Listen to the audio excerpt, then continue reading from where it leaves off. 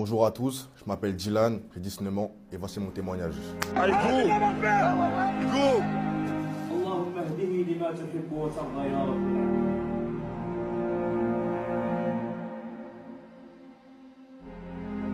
J'ai grandi à Paris avec ma mère et pas mon père, je ne connaissais pas du coup, et ma petite sœur.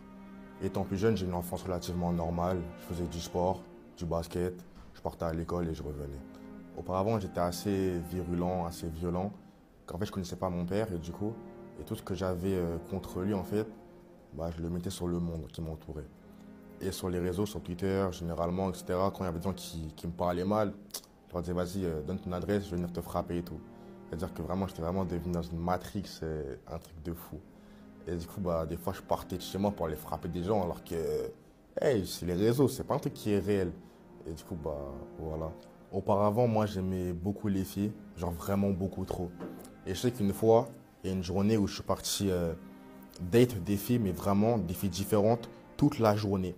Une de 8h à 10h, une de midi à 14h, une de 14h à 16h. J'ai vraiment fait un programme avec des filles différentes sans qu'elles le sachent. Et quand j'y repense maintenant, c'est un esprit.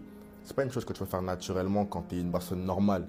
Et que je me rends compte que vraiment j'étais sous une emprise qui était vraiment pas bonne, qui avait un impact sur moi. Au lycée, j'ai connu une fille, elle était musulmane, on est devenus meilleures amies, elle et moi. Étant plus jeune, on a commencé à vraiment beaucoup sympathiser, on parlait énormément. Et naturellement, je me suis intéressé à la religion musulmane. Là d'où je viens, il y a beaucoup de gens qui sont musulmans, beaucoup de personnes. Et ça s'est fait naturellement, je me suis intéressé à la religion musulmane du coup. J'ai commencé à lire le Coran en 2019, je l'ai lu en intégralité.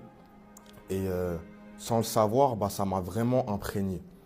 Et j'avais jamais lu la Bible auparavant. Donc le Coran, c'était vraiment la seule base que je connaissais par rapport à Dieu. Je savais que Dieu était vivant, je l'avais connu étant plus jeune, mais d'une manière assez vague. Il n'était pas venu sur terre d'une manière naturelle, je savais qu'une personne était au-dessus de nous pour nous donner une protection divine. Mais pour moi, Dieu était assez lointain en vérité, et du coup, je ne croyais pas vraiment. Mais je savais qu'il était là, c'était assez paradoxal. Arrivé en juin 2020, j'ai commencé vraiment à apprendre vraiment tout ce qui était le Coran, la prière, tout ce qui allait avec.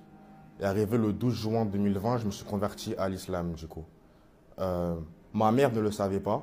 Je pratiquais chez moi en secret jusqu'au jour où il fallait vraiment lui dire. Elle faisait beaucoup de porc chez moi et moi j'aimais vraiment beaucoup manger tout ce qui était porc, viande, etc. Donc vas-y, au bout d'un moment, il fallait que je lui dise que maman, moi je ne mangeais plus de ces choses-là. Quand je lui ai dit que j'étais devenu musulman, que je m'étais converti à l'islam, elle m'a regardé et elle a commencé à pleurer.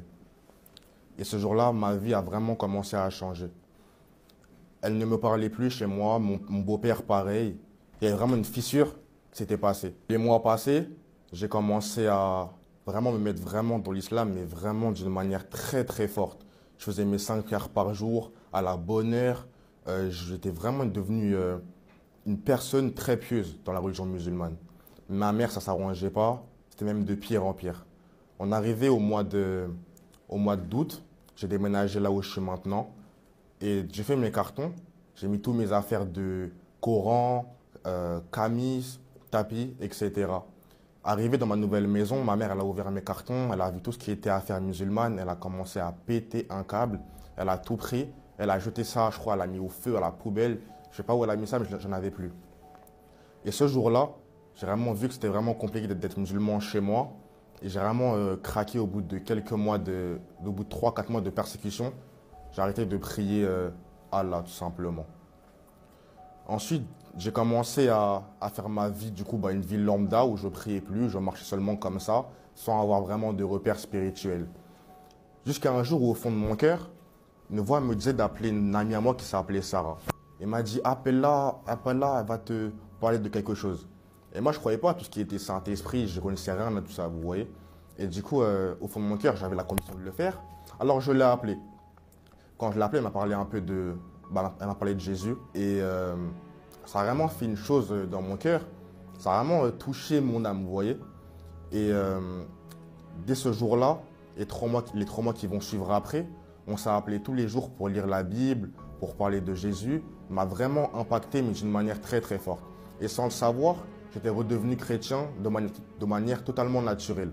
Et tout naturellement, j'étais vraiment devenu quelqu'un de très, très, très zélé pour Dieu. Je priais tout le temps, je lisais énormément. Et pendant que je dormais, j'ai eu un songe où Dieu m'a dit de créer un groupe de chrétiens avec mes proches pour parler de Dieu et grandir ensemble spirituellement. Ce que j'ai fait. Arrivé en novembre 2020, le diable c'est un menteur, vous voyez. Il m'a fait croire qu'en fait, je n'étais pas devenu chrétien par mon propre gré, mais parce que Sarah voulait que je le sois. Elle m'a entre guillemets influencé d'une manière qui n'était pas ma conviction à moi. J'ai commencé à me poser des questions par rapport à ça. J'ai commencé à réfléchir et à me demander si vraiment j'étais là parce que c'était Jésus qui m'avait amené à lui ou si vraiment c'était à cause d'une personne extérieure à ma conviction personnelle. Alors du coup, j'ai commencé à réfléchir, à douter et c'était très mauvais pour moi. Je voulais me baptiser du coup en janvier 2020. Arrivé du coup au mois de décembre, je commençais vraiment à être... j'avais plus le zèle d'avant, j'avais plus la conviction que j'avais au début par rapport à Jésus-Christ, vous voyez. Et la semaine de mon baptême, c'était un samedi. Le mercredi, j'ai commencé à dormir et vers 5 h du matin, je me suis réveillé et une voix me parlait.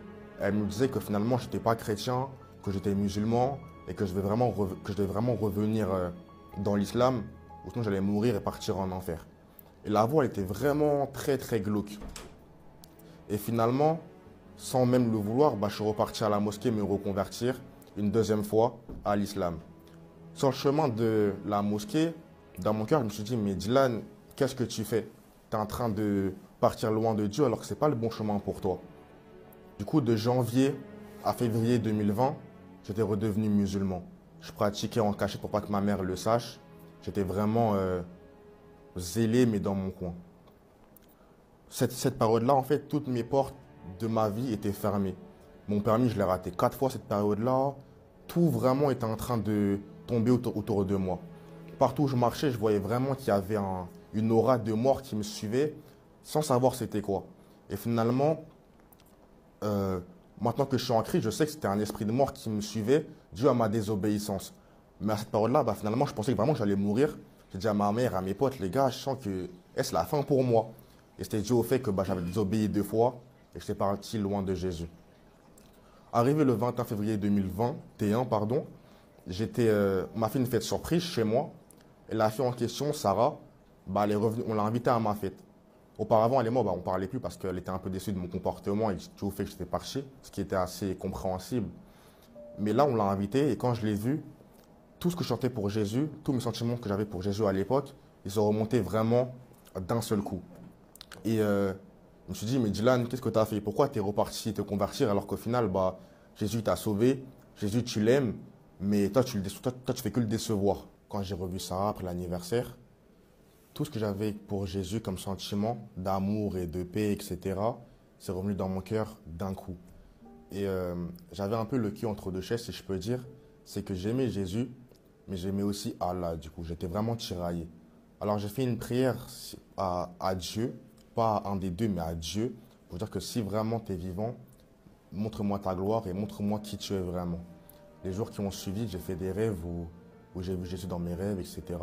Et vraiment, j'ai pu dire vraiment et attester que Jésus était vivant et qu'il n'y avait pas d'autre Dieu que lui.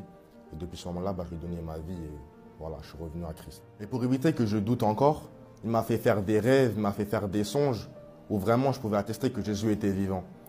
J'ai un rêve qui me vient en tête, c'est que une fois je dormais, j'ai vécu la vie de Jésus sur terre. Quand il était sur terre avec ses apôtres, j'étais dans sa peau et je marchais comme lui, il marchait. Et un jour, il est parti à la croix, comme vous savez. Et à la croix, j'étais dans sa peau et je suis mort aussi avec lui pendant qu'il mourait. Et quand je me suis réveillé, vraiment, c'était comme si j'étais en train de vraiment mourir dans la vraie vie. Et il m'a fait comprendre qu'il était vivant, que je ne devais pas douter. Et que malgré le nombre de fois où je pouvais partir loin de lui et revenir, il m'aimerait quand même tout autant comme au départ. Et depuis ce jour-là, j'ai vraiment compris que Dieu était vivant et qu'il ne fallait pas que je doute et que je marche dans ses pas. Si je peux dire à une personne qui vraiment veut venir à Christ, c'est approche-toi de lui. Fais une prière sincère avec ton cœur. Dis que tu veux le connaître.